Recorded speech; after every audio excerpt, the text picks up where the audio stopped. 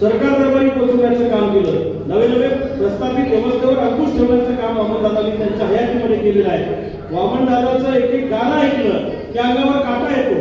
किंवा मी कालही सांगितलं, आजही सांगतो, जेव्हा जेव्हा चळवळीतल्या कार्यकर्त्याला एका विशिष्ट कालावधीनंतर अस्वस्थ वाटतं, आपण हे कुणासाठी करतो अशी भावना तयार होते, तेव्हा तेव्हा वामनदादांचं साहित्य वाचलं की आम्हाला लढायला दहातीचं बळ येतं. म्हणून वामनदादाच्या नावानं साहित्य संमेलन करणं हा आमच्या चळवळीतल्या कार्यकर्त्यांचा स्वार्थ आहे की आम्हाला बळ मिळालं पाहिजे, आम्हाला लढायला बळ मिळालं पाहिजे.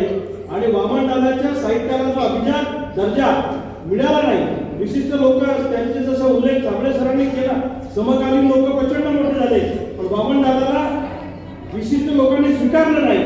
तर समाजाच्या प्रत्येक घटकाने वामनदादाचं साहित्य स्वीकारलं पाहिजे. आणि हे साहित्य संमेलन ही चळवळ आहे.